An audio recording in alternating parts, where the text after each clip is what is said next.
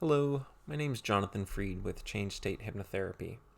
I wanted to do a quick sort of follow up from my video last week where I went over certain techniques that are used in hypnosis to help deal with stress and anxiety. And today I wanted to share some of the myths that surround hypnosis, as well as go into what hypnosis actually is and how it can be beneficial. So, first off, let's just dive right in with myth number one: hypnosis is not mind control. This is definitely the most prevalent myth around hypnosis. A lot of people seem to be under the impression that when a hypnotist hypnotizes somebody, they gain a mystical, magical control over them and they can force them to do whatever it is they want. If this were true, then I imagine there would be a lot less hypnotherapists and a lot more kings and queens of their domains commanding people to serve them and do whatever. In reality, hypnosis can be used to deliver suggestions to the subconscious, which can then be accepted or rejected. It's not control, but it does allow you to go ahead and go in and make some changes in your life that align with your goals and what it is that you want to do. So, very beneficial. Myth number two: when you're hypnotized, you're not going to start spilling your deepest, darkest secrets. It's not a truth serum. In fact, a person can lie under hypnosis just fine. By the way, I don't recommend lying to your hypnotist or hypnotherapist, as it were. Uh, they do have to go ahead and understand what it is you're experiencing, where you're at in the process, and what it is that you want to do. And if you lie about things, it can kind of hinder the process.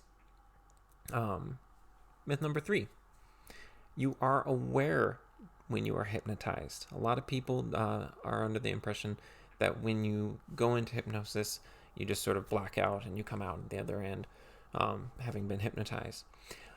I will say, in some instances, this is the case. Some people, just in the same way as if you're driving to work and all of a sudden you just arrive at work with no recollection of how you got there. That is a form of hypnosis, by the way.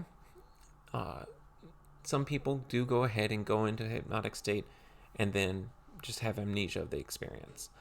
This is not a given, and it's not necessarily a bad thing either. A lot of times it's easier to go along with the suggestions if you don't recollect them being told to you.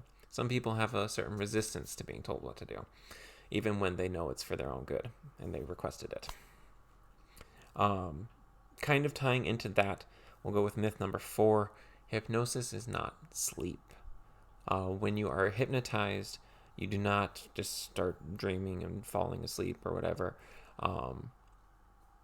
Though that being said, once again, there is sort of a caveat. A lot of hypnotists do use the word sleep as sort of an induction trigger to get people to go into a hypnotic state.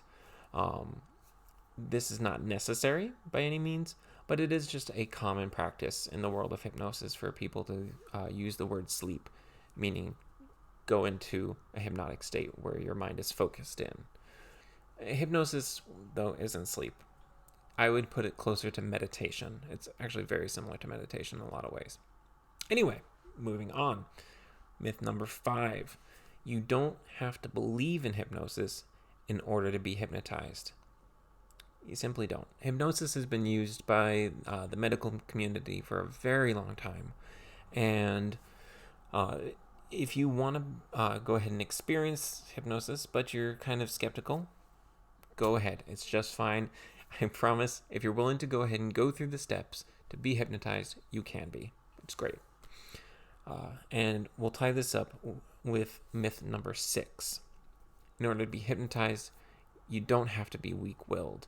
I've heard this from a number of people saying, "Oh, I don't, I'd be interested in being hypnotized, but my mind is too strong. I've got an iron will. I wouldn't be able to be hypnotized," which is an interesting concept for me on a number of levels, but it's actually just a myth that you would have to be weak-willed.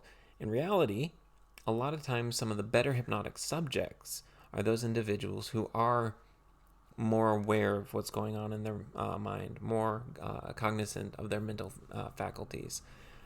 Good imagination is definitely helpful for experiencing hypnosis, because when you're being hypnotized, when you are hypnotized, you are focusing in on those goals. You're focusing in on what the hypnotherapist leads you to do.